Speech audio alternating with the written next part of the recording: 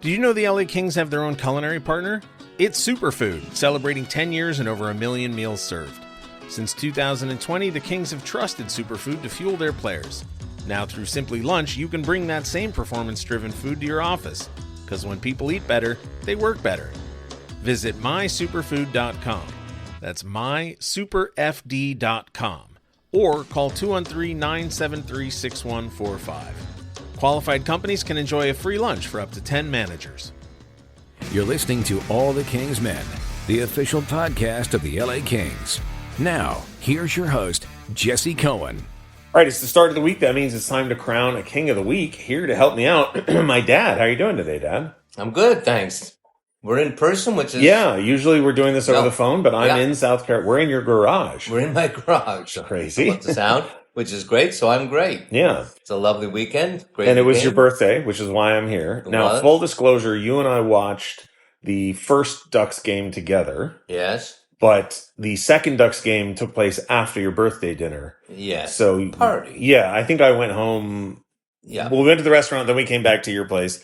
Then I went home after the end of the first period. We hadn't been watching. So I watched the second and third periods in my hotel, and you watched the second and third periods at home. I watched the Dallas game, or the Vegas game at home, and I was at the Dallas game, and I'm assuming you watched them on TV. Yes, I watched them on TV. So obviously the Kings did not have a great week, so happy birthday. You get to do a King of the Week in a week where they went 1-0 and 3. Yeah. 0-1 and 3, excuse me. Jeez. Yes. So I guess we'll just start with you, your honorable mention for the week. My honorable mention is, first of all, Forsberg. Yeah. And I believe he only played one game. He did, yeah. But I thought he was great. Yeah. You certainly can't pin it on him. No, absolutely not. He kept the team in the game. And I know it's an odd choice, but I was that close to picking him too. Yeah. I thought he was absolutely great. He kept the team in the game, and it's a shame that in the end. And what a tough spot for him, eh? To have to come in back-to-back games. You know, you lose the first. It's the whole, and not. I'm sure they don't split the weeks in the way that I do, but the whole week's riding on. You know, and and then he played his heart out. Yeah, he only allowed one goal. So and given that the team is losing, I can't think, oh, this guy's unbelievably standing out. Yeah, well, one guy a little bit. It's an odd sort of week. Sure, it really is. Yeah, it is, and it's all been leading up to my 70th birthday, so I'm a little bit. Mm-hmm. So my second one is going to be an odd one. Well, hold on, we're going to go back and forth. Okay, yours. Okay, yeah. So my honorable mention is Andrei Kuzmenko. Okay, he had 2 assists. He was even.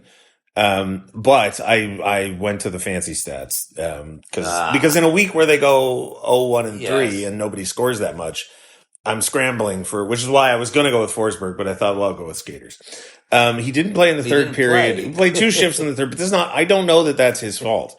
In the 4 games, when he was out there, I'm going to go to even strength. He was 4 goals for, 2 goals against when he was on the ice, all strengths. In the 4 games. At even strength, when he was on the ice, the Kings had 51 shot attempts for to only 33 shot attempts against. He was on the ice for 2 goals for, 2 goals against. But all the fancy stats tilt the ice in his favor. So this is the difference between our generation. Yes, I'm going to fancy stats. You're going to fancy stats, and I've got one good eye. Yeah. Listen, I'm scrambling, but I just thought, I said to you before we started recording, the picks I'm making this week are not necessarily who impressed so much as who didn't catch my eye for doing something wrong. Right. And I genuinely don't know why Andrei Kuzmenko didn't play in that third period against the Ducks. It was very odd. It was very odd. And you texted me in the middle of the third period saying, has he even been out there? Yeah. And I had just seen him out for 1 shift. I didn't realize it was only 2 shifts in the third. I guess I missed. Yeah. They didn't say his name. And then nobody ever said, Jim and John never said, because usually they will say, that guy hasn't played. Is he on the bench? Yeah. So we don't know, and there's been no word. When he did play, I thought he played. Right. I thought that he played the way that you would want him to play. Yes, that is true. And he didn't do anything egregious in my memory. No. So he's my honorable mention. Your runner-up then. Well, my runner-up is going to be a very odd choice. The fans are going to storm. Oh boy! All right. Storm the gates. I am going to pick Hellenius. Okay. And I'm going to pick Hellenius because I think he played his heart out and he fought. Right? And that's what this team needs. and I don't think he won the fight, but he fought, and he fought valiantly. Like, that was a good fight. And I just think that this team right now, that's kind of what they're missing. They're missing someone to go out there and fight. And I don't think he's the greatest fighter or anything like that, but, you know, he did it. And, you know, for a guy who's on the bubble and all that, I thought, well, good for him. Because, you know, they're losing, so good for him. So then I thought he played okay. You know, he played almost 10 minutes a game in those 4 games. And I don't know if he's a plus or a minus or whatever he is. I'm trying to find out how many hits he had, because that's when it comes to like 4th line guys, that's when I throw this fancy stats out, because the purpose of throwing that line out there isn't to control play. Right. It's just to either stop the other line or make them think twice about whatever they might want to do. Yeah. I'm old. I like the fights. No, listen, and again, I don't know that he did anything I think terrible. He had a couple of really nice plays. I'm trying to find the hits real quick. He had, I put it to rates and said, give me 1 second. He was second behind Malott in hits per 60. Okay. Hits, he had 12 in 4 games. All right. So he and Lee both had 12. Malott had 16. I like Lee a lot too.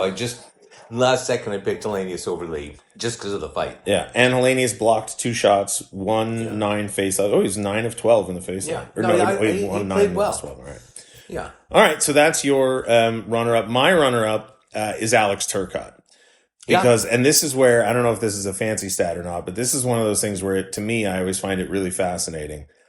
In 4 games, in games that they didn't win a single game. Yeah. There's only so many guys that are on the ice for 0 goals against. Yeah. When you lose 4 games in a row. He's one of them. Alex Turcotte, there were 2 players this week who weren't on the ice for a single goal against. Jacob Muvrari, who played 22 seconds in 4 games. And Alex Turcotte. Alex Turcotte played almost a full 60 minutes of ice time, all strengths. 55 minutes, 3 seconds. Again, same as Kuzmenko, the fancy stats were well tilted in his favor. Yeah. And he wasn't on the ice for a single goal against. All right. No, he played well. I thought him. And this is neither here nor there. The only player for the entire week whose face-offs were above 50%. Oh, wow. Which is... All right. I did think of him. Warren Fogle was 50%, but probably only took like 2 face-offs. Yes. But Alex Turcotte, 58.3. Wow. And everybody else was below 50%. Wow. So he at the very least, he was doing his job. Yes, absolutely. And had an assist, scored 1 point, was a +1. Right. So. No, I buy that. No, I thought about him. I just decided that I would go with some. I knew you'd do the right stuff, and I would do the sure. I'll feel him just from watching. Because you're right. I think Alex Turcotte did a job, and I'm thinking, okay, but they're losing. Right. So who did something not wrong, but who did something? As I say, Forsberg was right, and Hellenius comes in and he gets in a fight, and he does okay. Yep. So I noticed him. So all right. So your king of the week then. Well, my king of the week seems pretty obvious to me, and I hate to do that, but in this case, even though he only played 2 games, his Armia. All right. Because I think he came in. Now, they didn't win, so I can't say he had this great impact. Sure. Hey, they still didn't win. But it seemed to make the team that much better, right? Like, yeah. Well, I mean, listen, he's second. Weapons. Not that they had a bunch of guys scoring points, but he had a goal and an assist. He was a +1. Yeah. He came in and changed up the whole vibe of the team. We'll talk about the other problem. We'll talk about the vibe in a second. Yeah. No, for so sure. I'm going to go with Armia. All right. That's, all right. I mean, no. And also, I mean, and this is one of the things that I just don't understand. He's very clearly the team's best penalty killer. Yeah. And yet isn't the first player they throw out on the penalty kill. Yeah. And I don't understand. No. I don't get it. And I've talked about it all season long. I will continue to talk about it. A lot of things we don't get. Unfortunately for you, the correct answer for King of the Week is Brant Clark. And Brant Clark had a goal and an assist, 2 points. He was an even because he was on the ice for goals against, but he also had the game tying goal in the dying seconds of regulation against Vegas and should have started overtime. Right. But whatever. Wasn't he the only one to score a shootout and they won that one? They didn't win that one, but he was the only one to score in the shootout. Oh. No, and he's been really good in the shootout. And I just think, he's one of those players again where it's like when he's out there, the puck's going in the right direction. And there's this weird stat where I think in games where he's played more than, I don't remember where the person put it, 21 minutes, something like that. They're winless in those games. Yeah. But of course he only plays that much when they're already losing. Right. And the team is trying to climb back into the win, which makes me wonder, well, why not just play him that much all the time and maybe you won't be losing. But these are the questions. What do I know? So congratulations, Brant Clark, this week's King of the Week.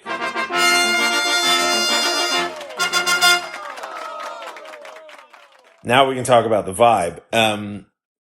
It was really interesting to me to watch the games because I knew after the Dallas game that I wasn't going to go to the Vegas game and that I was going to be out here for both Ducks games.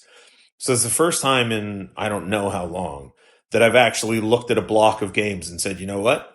Not going to go, not going to be plugged in, not going to be doing anything. I knew I was going to try and do this, but just separate from the machine and just sort of watch it as a fan. And it was a bummer. It was a bad week, but it was a real bummer. I got to tell you. It really is. It really is. It's sometimes, especially on the East Coast, which I hadn't really processed, even though I've watched games with you out here before. But but it's late. Yeah. And it's,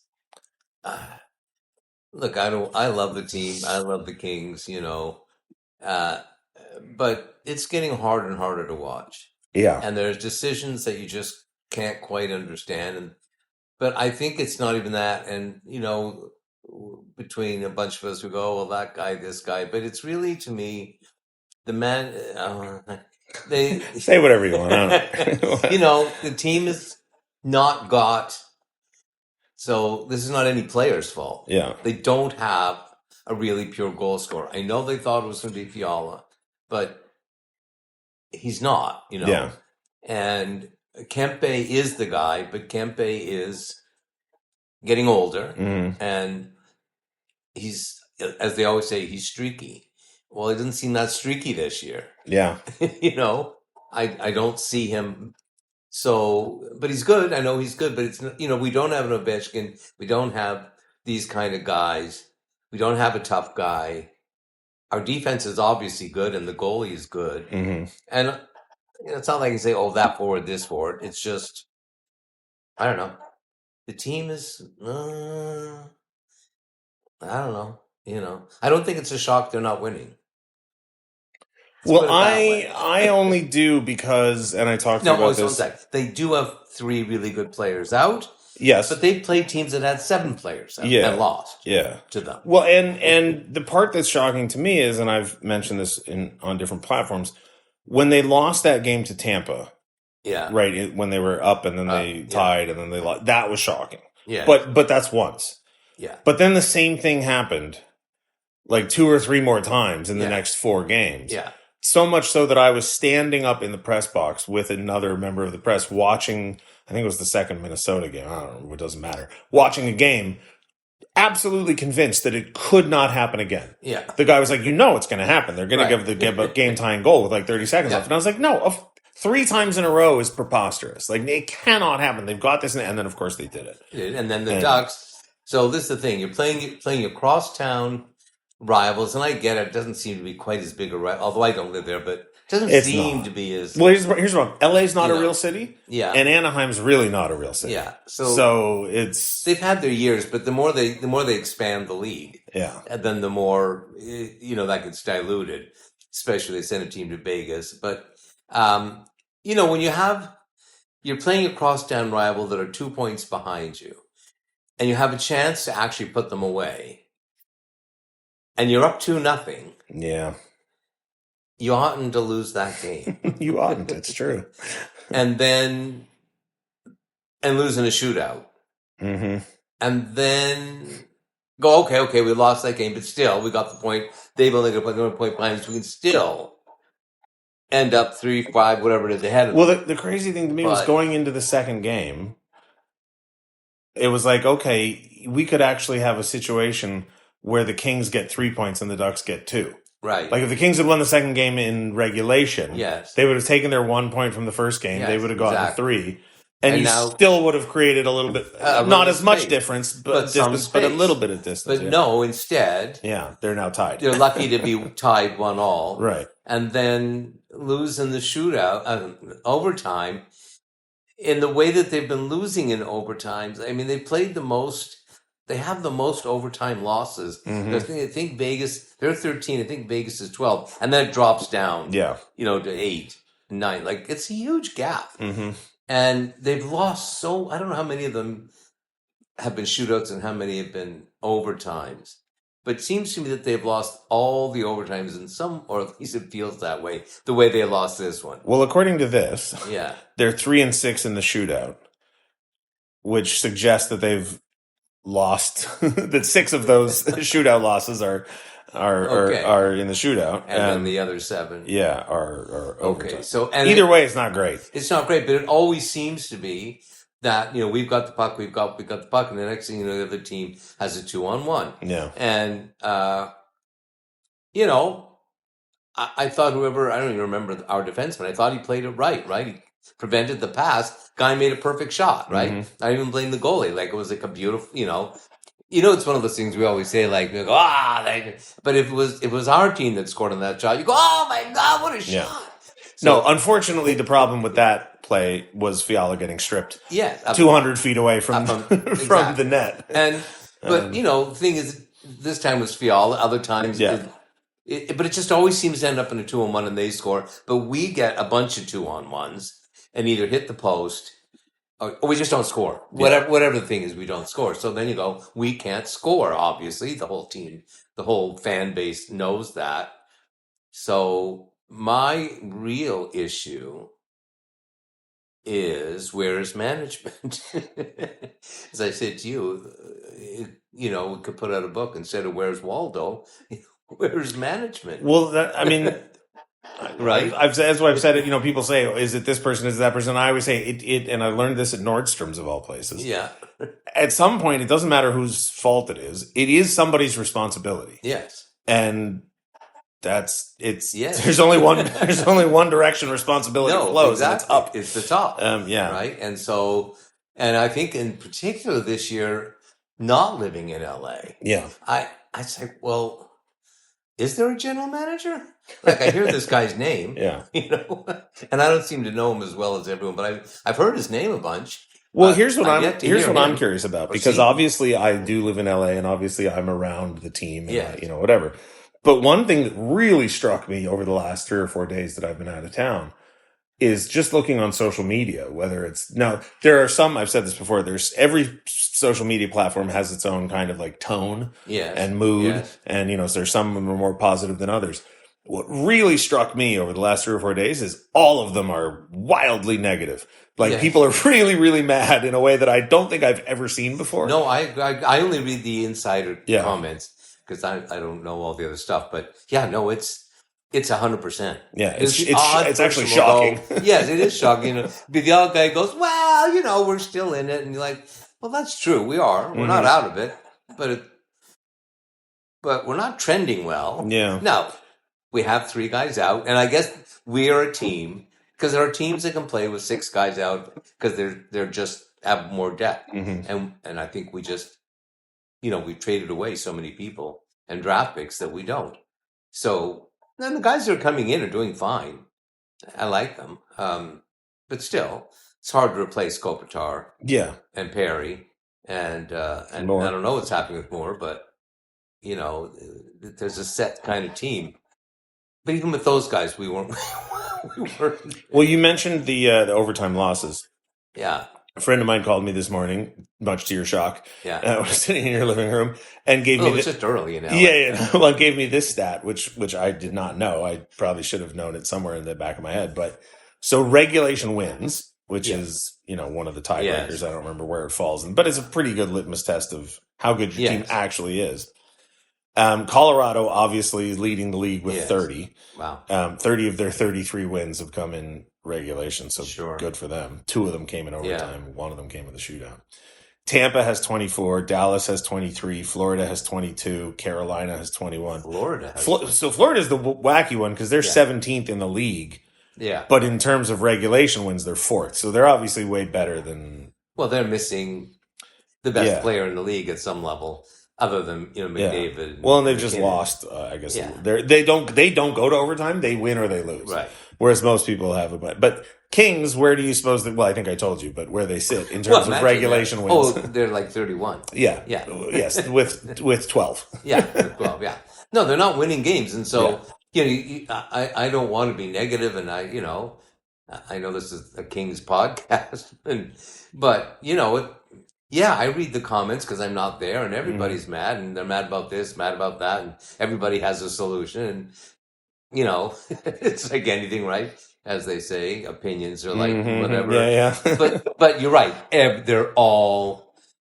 It is like people are storming the gates with axes and torches. There's always so Hovind, the mayor, always jokes that every year the fans have a secret meeting and elect one player to be like the one that everybody hates, and he always says like, I don't know where this meeting happens, and I always chastise him and go, there's no meeting, we all just watch the games and we can all see that whether it was Jake Muzzin or Yaroslav Modry or whoever it was that we would pick on.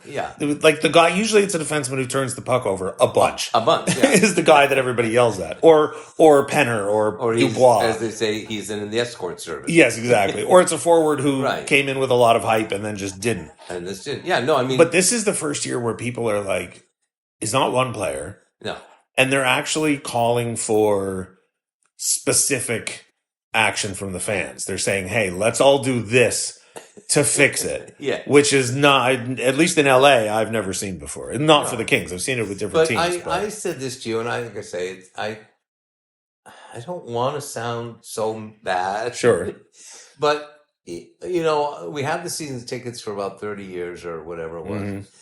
But there were a couple of, I think, the mid to late 90s. And then they had a couple of good years, or at least years where they made the playoffs. And the early 2000s. With Felix, where they won a couple of incredible series. And so that was cool. But then they morphed back into... they drafted Kopitar, who was great, right off the bat. But it took a lot, and then Doughty, and then Quick came in to me out of nowhere, but I guess he was drafted. And then Brown. But it took until 2000 and maybe 10 or 11, whatever season Kopitar got hurt in the playoffs. That was 11, but they made it in 10. They made it in 10, yeah. So that was when it started. But there was about a 5-6 year period where it was like really hard to go. We were thinking about giving up, but our seats weren't that expensive. And we just love hockey. But that's how it's starting to feel, because we don't have enough draft choices. And I don't know. Like, I don't know what the solution is, but I look at the team and go, well, they don't seem to be able to win. Now, maybe on Kopitar and if Moore comes back, I don't know what's wrong with him. And Perry, and Kopitar, they said was day to day. Well, clearly he's not, or I don't know. I mean, he's on the IR now. If 18 days counts as a day, or however many days it's been, so he's obviously been hurt, which is too bad. But it just feels like, and even though I'm excited, and then I said to you and my friend who we shared the seats with, it feels like Charlie Brown and Lucy with the football. I get excited and I think, and then she snatches the ball and they lose in overtime. Well, I think I told you this already, but it's the first time I've said it on the podcast and I'm reluctant to admit it. But there was a game, I don't even remember which one it was. It might have been Tampa or maybe one of the Minnesota games. I don't remember. But I was driving to the game and there was part of me that was actually hoping they would lose. Yeah. Which has never happened before. Yeah. And I was really kind of freaked out about it. Yeah. And then I found they were winning in the third period. Yeah. And I found myself that whatever part of that was gone, right? Yeah. I was just like, oh my God, this is going to be great. They're going to, and then they lost. And I was so mad mad at myself, right? Yeah. For going through the roller coaster. Yeah. And well, our friend, he's always like, I hope they lose. I hope they lose. Right. I want to lose. But I don't really think he believes it. Well, he stayed with us till 2 a.m. the other night watching the game and then was pissed when they lost. So he clearly wanted them to win. No, that's what I mean. He says that. It's But I just can't make myself want to watch a team and then hope that they lose. I just can't. And so I want them to win. Like, I'm staying up late to watch because I love hockey, and I watch other games. There was one night when I think I watched 3 or 4 endings and watched. Obviously, I sort of look at the scores, and it was each team that we needed to win was ahead and then lost in overtime this year. I was like, okay, it's not just us. Clearly, this year it's not just us. Yeah. But, by the way, while we've been doing this, yeah, the Sharks just made a trade. Oh, who'd they trade? They got Kiefer Sherwood, who's like a 15 to 20 goal scorer. He's from where? I don't know him. He's 30 years old, 6 feet tall, 194 pounds, 17 goals, 23 points, 22 penalty minutes, minus 12. But he's from Vancouver. And they gave up 2 second-round picks and a D. Cole Clayton. I don't know who Cole Clayton is. Oh, but that sounds familiar. Point is, Pacific Division teams, people are making trades. Young teams acquiring veterans, presumably to slowly get better. Yeah, right. And that guy played. Yep. And and then Rasmus, that was a big trade actually, because I think White Cloud's good. And I feel bad for him.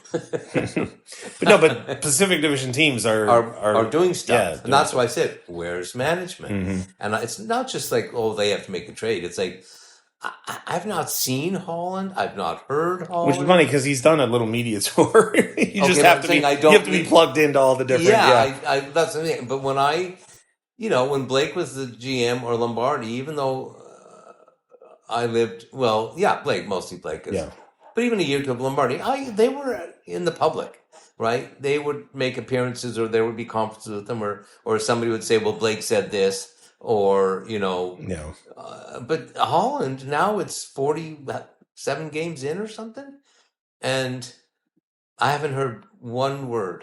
Like, I know you have, but I haven't. Yeah. And I should, because I follow the Kings, and I read the Insider, and I watch your show, and I watch, occasionally I'll catch Locked On. I haven't not much lately, and but obviously I talk to you. And so I don't know. Yeah, you're right. It's like, I don't know. I'm not even sure. I mean, I've said this on different platforms. I'm not even sure what there is to be done. I don't either. Other than so for example, the trade just happened. The Sharks added Kiefer Sherwood. This is the description according to Jay Fresh: a utility winger who hits everything that moves, forechecks, and battles like a man possessed, and has an effective shot. He also flashed good hands and some passing skill. Not a play driver, but could be a complimentary middle six player. It cost him 2 second-round picks and a defenseman in there, so 25-year-old prospect defenseman who's never played a game in the NHL. Yeah. So it didn't cost them a ton. No. Now, the White Cloud for Anderson trade, that was a haul. Yeah. But that's a very good player. But that's a very good player. Or at least a high profile. I don't know if he's that good, but I guess. High profile. Yeah. But that's right. But these teams are the Ducks, and now the Sharks. I don't even remember the name of the guy the Ducks got. For lack of a better word, they picked up tough guys. Mm-hmm. Right? That's really all they've done. And given up virtually nothing. Second round pick. I mean, not that that's nothing, but, Yeah. They're saying, okay, we're going to make a push. We need someone who's going to be able to match some of those teams because they're tough. So I don't know if the Kings don't really have anyone. And it's really not Hellenius. That's why I picked him, because at least he went out there and fought, and he took some good punches there, right? Because I don't think he's a fighter. Just happens to be tall. Yeah, really, really tall. And Malott has tried occasionally, but he's not really a fighter. Good for him. He's huge. Yeah. That's what he's got. Yeah. But they're not tough fighters. They're not Dustin Browns. They're not guys who, and Dustin Brown didn't fight, but he hit everything, right? He was and he knocked out, what's his face? The Sedin brother? Yeah, the Sedin brother.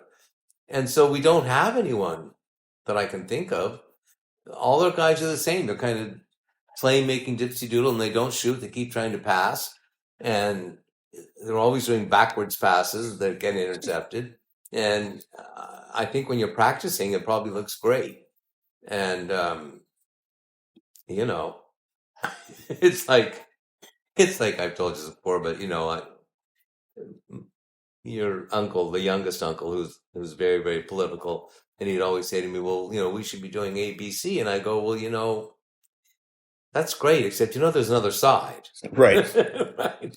On the other side, either doesn't want you to do ABC or they're doing their own ABC. It just doesn't work like you just get to do whatever you want and, the world is fixed. It's just not how. So it's the same with the Kings. It's like, I don't know what to do, but my basic philosophy. Big superstar trades all the time. Yes. Yeah. Yeah. Well, listen, they got Corey Perry, which you'd been advocating for years. For years. And everybody hated him. But no, he's great. This guy's a great player. And that was a great acquisition. Unfortunately, he got hurt for a while, and now, unfortunately, he's dealing with whatever he's dealing with, so that's, too bad. But they got him, but it wasn't a big trade. And, I say growing up, I just remember, Esposito, was like the best player, one of the best players, trading because some, general manager pissed him off. So here's what I find fascinating, and I've never actually bothered to do the math to figure out where the different slots, but shot attempts, the Kings are 5th most in the league at 5-on-5. Yeah. But shots on goal, they're 16th. Yeah. Which means they're missing the net. Yeah. A ton. Or they're getting blocked. Right. Yeah. Whereas the Ducks, for example, shot attempts, they are 3rd, and shots on goal, they're 3rd. Yeah. So you go like, okay, I haven't gone and done the math on like percentages of whatever, but that feels like a huge. Well, it's a huge difference. And on top of that, there's probably no stat. The shots the Kings are getting on goal are hitting the goalie. Yeah. For the most part. Now, I told you that I want there to be a new statistic. Let's see if the fans are on board. I don't remember this one. All right. This is a statistic that I would love to see, which is how much work, let's just take the Kings. Mm-hmm. How much work does it take the Kings to score a goal? Like how long? Oh, yeah. Versus how little work the other team. So the Kings might take 6, 7, 8 minutes, puck control, going down, shooting, getting back, puck control and being this, and then finally they score, and then the other team scores 35 seconds later. Well, what was it, the Minnesota game? I don't remember. There was some game very recently where the Kings scored 4 goals. Yeah, and the team came back. But each time they scored, the other team scored within 2 minutes. Yes, exactly. Yeah. That's what made me think of it. It's like, we work so hard. Yeah. And then they just come back, oh, yeah? Okay, fine, here. Right. And so that to me would be, when I was watching all the football, I thought the same thing. Like, does one team take 12 minutes to march downfield and needs penalties and 8 third downs, and finally they, the quarterback is pushed into the end zone, and then another team gets the ball and throws a pass touchdown. Right. And then, and wins the game. There's obviously no way to measure that, but that's what I started thinking. Like, we have to work so hard. So there's a great stat that Tom Brady, I think the statistic was Tom Brady never played a game in December where his team wasn't in a playoff spot. Wow. Or something. I can't remember what month it was, but the point was that like his entire career, late in the season, his team was always at least in contention. Even if they missed, the team was always going for it. And I just wonder, so the reason I bring it up is that like all season long, you and I have been saying the same thing when we talk, which is, okay, yes, things aren't going right. We're nervous, whatever, blah, blah, blah. But the way the division is playing, they should make the playoffs. You said that. And other people, for example, John Hoven would reference the odds that Money Puck gives at any given day as to who will make. And for a very long time, the Kings were above 80%. Right. Then it dipped into 70%. Then it was like 60. As of today, it's 57.2% that they'll make the playoffs. Well, that's optimistic. Which is, I don't know what their equation is, but they've plugged a bunch of numbers in, and that's the number to spit out. I say when Perry comes back, I don't know when that is. And I don't know if Kopitar's coming back. Okay, then maybe. But in the meantime, they're sinking. I just want to know how many days each team is. Yes. In that, did the Kings spend 80 days in above 80%? Yeah. And that, because it's like, so they lose a couple more. The thing is, the season works out the way it always does, right? In the beginning, Edmonton looked, Edmonton doing so well. Vegas, they seem to be okay. Now all of a sudden, the three teams in the other division have been running away from the get-go. They're just clearly the 3 best teams. Mm-hmm. And But now you see that Vegas and Edmonton are rising to the top, and then it's just a scramble behind them.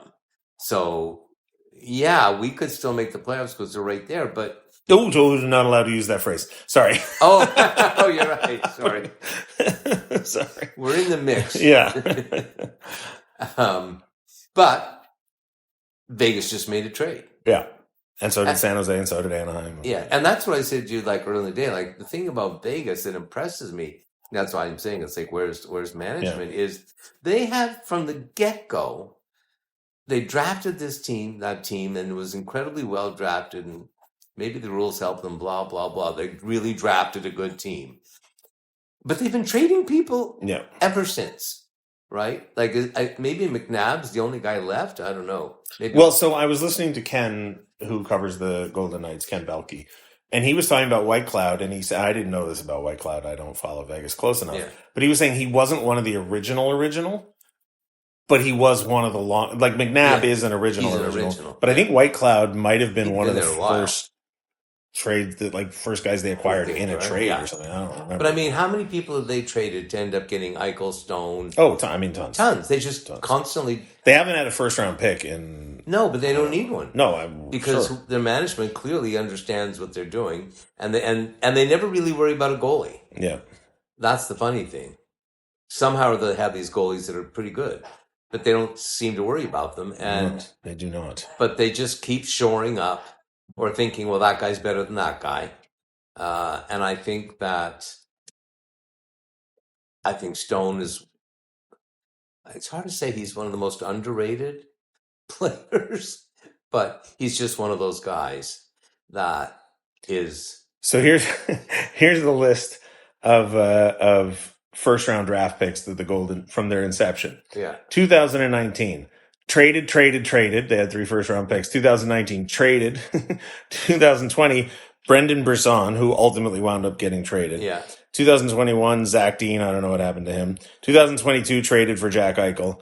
2023, I don't know who David Edstrom is or if they still have him. 2024, Trevor Connolly, who might have been traded. I'm not sure. But somebody put a list on Twitter. Yeah. Of all the picks, and it's an and again, it's like for Peter Angelo, for I guess he was a free agent. Well, that's the thing, right? And so, and I get it. I guess the player's like, yeah, I'd love to go play in Vegas. Yeah. I don't blame him. What the heck? But Eichel, who, here. Sorry, here we go. Yeah. 2028, they still have their first round pick. Okay. But it might conditionally go to Calgary. This is 2 years from now.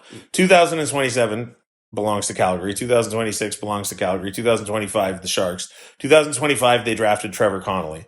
2023, they traded to the Sharks. 2022 to Buffalo. 21 to St. Louis. 20 to New York. 19 to Buffalo. 18 to Detroit. 17, Ottawa, Montreal, and Nashville. Now, they may have made some of those picks, but that's where those guys eventually. Yes. So, I mean, they have one guy in their system. Yeah. No, they have masterfully figured out what it is they're doing, whatever it is, and traded for the players, and they'll give away anything. And the thing is, Eichel got off to a rocky start. The management in Buffalo, which they now seem to be winning, but clearly the management in Buffalo, well, they fired the coach, I think. General manager. Yeah. Oh, right. Yeah. So, but Eichel, because I've been watching Vegas quite a bit, just not whole games. Unacceptable. Yeah, not whole games. No, just because it happens. Yeah. It just happens that, like I say, sometimes I get into bed and then I'll check the scores and it'll be like 2-2 5 minutes ago. I'm like, oh, well, I'll get out of bed. I'll watch that. One day it was like 3 of them. He's so good. Yeah. I'm not sure he isn't better than McDavid. People will scream at me, but at some level, he's not as flashy. He's not as you go, oh, whoa, but he scores some really, and he seems to be a team guy. I don't know. I think he's great. Here's more news as we're recording. Apparently, Andre Lee was loaned back to the Ontario Reign. Oh, is somebody coming back? I don't think so. It might mean that Moore or Kopitar is coming back. Yeah. But I don't know. I'm just looking at Twitter and the LA Kings PR. LA Kings PR said forward Andre Lee has been loaned to the Ontario Reign. Now I'm looking at the schedule real quick. It could just be because they play tonight. No, but Ontario's doesn't play till Friday, so I don't know. Unless they're going to go 7-11. Well, no, I mean, I don't think they can. No, they have room. Yeah, I don't know. Maybe somebody's coming back. Maybe they just, I don't know. Maybe they're making a big trade. Maybe it's a money saving thing. Because honestly, the things they do, right? Because every day Andre Lee is up here, he's getting paid, and if he's not, yeah, but I like him. I mean, I don't know. I think I probably like him more than Hellenius, but I guess not. I guess I don't know something. I think he's big. He's strong. I don't always agree with Hoven. Yeah, but he believes, or at least I think I'm saying something he said. Maybe apologies to him if I'm putting words in his mouth. Yeah. He thinks Hellenius and Lee play better together. And I actually agree. I think they do. Yeah. And I don't know if it's because they're both huge or they developed some chemistry, and I don't know, but that line of Ward, Hellenius, and Lee, they're all big, tall guys, and I do think they play better together. Yeah. No, it's kind of like Nolan and King. Yeah. It's like, I don't think they're as good as Nolan and King, but I like Lee. I like Lee. I don't know what. He's also a very nice guy. Not that that's worth anything at all, but. No, I mean, they both seem, I don't know. I think Hellenius plays his heart out. I think Lee looks good. Haven't seen enough of Ward, but thing is, you need Kopitar, Perry, Moore, and then if I had my druthers, I'd make some big trade. For people who listen, who may not, when he says big trade, he means like psychotically big. Yeah, no, because the thing is that has happened quite a lot over the years. Yes, people forget, and you won't know all these names, but like Frank Mahovlich got traded with Red Kelly and Normal, like big names get traded from Detroit to Toronto, and then Toronto wins cup. Then they get those guys. Well, one of them, Mahovlich, gets traded to Montreal, and they start winning cups. Yeah, and Esposito, Well, and the one you always refer back to is Subban for Subban. I forget the Suter. Predator, but yeah. That's a big trade. Yeah. And it's the only way to really shake up. See, Vegas has it so that they add a guy. Right. It doesn't shake up the team at all. Right. It just somehow the train goes a little faster. Which, I say, management is pretty impressive. But our team, by my eye, needs to be shooken up. But most teams... not stirred. So the one thing Vegas had going for it, and then we got to wrap up, I think, told your family we'd be it's cold. It's freezing out here. Yeah, first of all, 32 degrees in South Carolina. No, I was not properly warned. And I'm so sorry. I feel so bad for all of you. But, so when Vegas came into creation, the one thing that they really had going for them is they didn't have any bad contracts. Right. The fact that they've managed to spread that into 10 years of never keeping, they don't keep contracts on the books. As soon as somebody's not working out for them, they're sayonara. Yeah. And that's why most teams have to do what you're talking about because. Yeah. No. Well, I mean, if I had my druthers about the NHL, I would ban no move, no trade contracts. Sure. It's like you play for the NHL, you play hockey. I'm sorry, I get it. It's got to be really hard on a family if you settled into one city and then they say sorry, But I mean, it happens in a lot of businesses, right? People get transferred. Like you don't like it, so then you get another job. But this job pays pretty well, and to me, it sure beats working. So I just think we'd ban it because it's crazy to have someone on an 8-year contract for $7.5 million a year, and after 2 years, it's not really working, and now you're stuck in, and they've got a no move clause. Yeah. So but that's just me, and I promise this is the last thing. One of the reasons I like following the NBA, I don't watch the games, but I pay attention to the conversations. Is that for me the NBA is the canary in the coal mine for the NHL because there's fewer players, bigger contracts, and so everything just happens faster. Yeah. So people started doing protecting draft picks. They'd say like, okay, we'll trade you our first rounder, but if it's in the top 10. We get to hold on to it. Oh. And that was the thing in the NBA for a long time. And it's starting to show up in the NHL now. Oh, is it? So, for example, that Calgary trade, next year's draft pick, if it's in the top 10, Vegas then kicks it to the next year. Oh. Because it'd be silly to trade a top 10 pick. So, there's all sorts of contract things in the NBA that I feel like are 3 or 4 years down the road going to start popping into the NHL. I mean, I get that, but I just think the no move is ruining sports. Well, and there's the the no trade list. I can't remember who it was, but the guy got traded to Anaheim a few years ago, but then somebody forgot to publicly or privately list Anaheim, and so he had to come out and say, well, no, I'm not going there, and then it was embarrassing for everybody. No, and I don't know. I just don't think, if there's no trade clause or no move clause, then trades will be legit. The players don't get to go, I'm not going there. Right. No, sorry. This is the end. This is I get it that each team is separate in its own assembly, but you are a one entity. It's a one-dimensional entity. You play hockey in this league, and you play under the same rules. There's a union. So just for me, I mean, I know that'll never happen. So, I get it. Well, on that happy note, thanks for listening, Kings fans. We're going to go inside because it is freezing in this garage. Anyway, and I'll be back soon. And we'll talk to you soon. All right.